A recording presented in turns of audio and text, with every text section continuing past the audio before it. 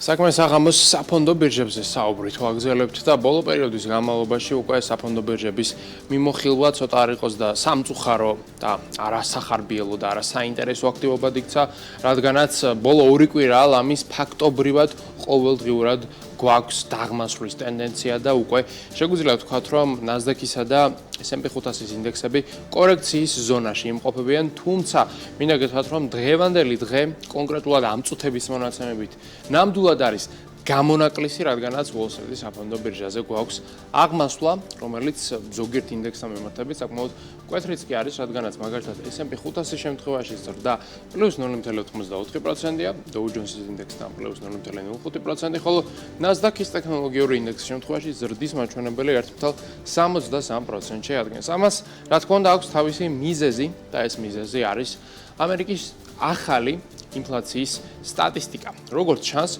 ქვეყანაში ინფლაციის დონემ შეადგინა 2.8%, რაც მოსალოდნელზე ნაკლები აღმოჩნდა, ამან კი ინვესტორების განწყობა მნიშვნელოვნად გააუმჯობესა, რადგანაც ინვესტორებს უარესის მოლოდინი ჰქონდათ, ხოლო რეალობა უკეთესი აღმოჩნდა. თავად ინფლაციის კლება კი აჩენს იმის საფუძვლიან მოლოდინს, რომ ფედერალური რეზერვი მონეტარულ პოლიტიკას შეამსუბუქებს ან უბრალოდ არ გაამკაცრებს. ეს კი საფონდო ბირჟისათვის მოგეხსენებათ არის კრიტიკულად მნიშვნელოვანი ფაქტორი. პოლიტიკური ვითარება კი შედარებით 24 საათის განმავლობაში დასტაბილურდა, ამიტომაც ხედავთ, რომ Wall Street-ის საფონდო ბირჟა დაუბრუნდა აღმასვლის ტენდენციას და იმედი ვიქონიოთ, რომ ეს ტენდენცია მინიმუმ დღის ბოლომდე ასე გაგრძელდება და სავარაუდოდ ხვალაც და ზეგაც სწორედ ასეთი იქნება.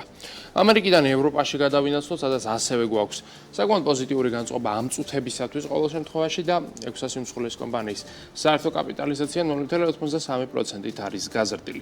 ნიგეის ინდექსაც მშვენიერი შედეგი ჰქონდა ბოლო 2 დღის განმავლობაში, +0.7% იყო დღესაც ზრდა, ხოლო შანხაის ინდექსი მცირედ კორექციას განიცდის, ამატებით და ვარნა გვაქვს 0.24%. საერთო ჯამში აზიის რეგიონი დიდად საინტერესო შედეგებს ბოლო პერიოდში ვერ აფიქსირებს. აქვე სანავთობო ბირჟასაც უნდა შევეხოთ, სადაც ახლა გვაქვს ლამის 2%-იანი ზრდა, გაძვირებული არის ნავთობი, როგორც ხედავთ, ბრენტის ფასი უკვე $71 ნიშნულს უახლოვდება, WTI-ის ღირებულება კი დაახლოებით $78 შეადგენს. რუსული ნავთობის ფასი ისევ და ისევ $65.5 ფარგლებშია, ბუნებრივ აირსაც შეეხება, მისი ფასი 3%-ითაა შემცირებული და მეგავატ-საათი ენერგიის ღირებულება ამჟამად €42 შეადგენს. აქვე ოქროზეც უნდა ვისაუბროთ, რომელიც დღეს საკმაოდ მკვეთრად გაძვირდა, როგორც ხედავთ, დაახლოებით $20-იანი მატება გვაქვს უნციაზე და მეტალის ღირებულება ამჟამად ბირჟაზე შეადგენს $2935. ეს არის, როგორც ხედავთ, ერთწლიან პერიოდში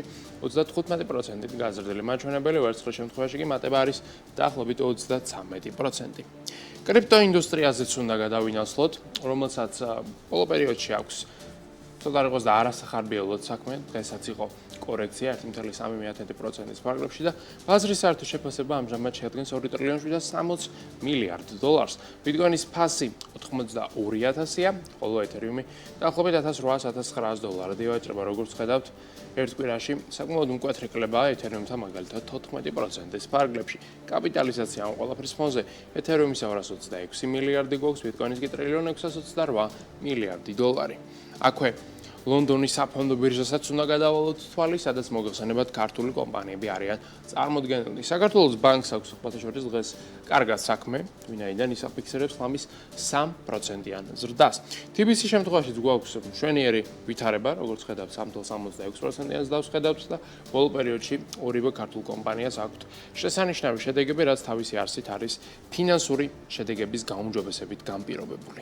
ჩვენს ეროვნულ ვალუტაზეც უნდა ვისაუბროთ აქვე, რომლის გასვლა კურსმაც დღევანდელ სავაჭრო სესიაზე დოლართან 2.77 შეადგინა.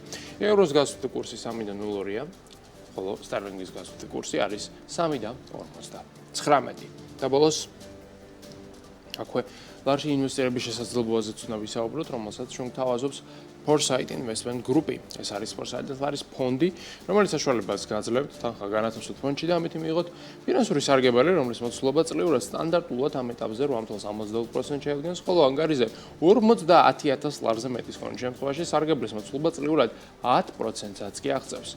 მართალია ეს არის წერილობრივი სარგებელი, თუმცა თქვენ იგი გერიცხებათ ყოველდღიურ ფორმატში. მიღებული თანხის გატანა, მის მოსულობის გაზრდა ან შემცირება კითხვენ ყოველდღიურად შეზღუდვების გარეშე. შეგიძლიათ ფორსაიტი ინვესტმენტ გრუპი კი არის საქართველოს ეროვნული ბანკის მიერ რეგულირებული საინვესტიციო კომპანია.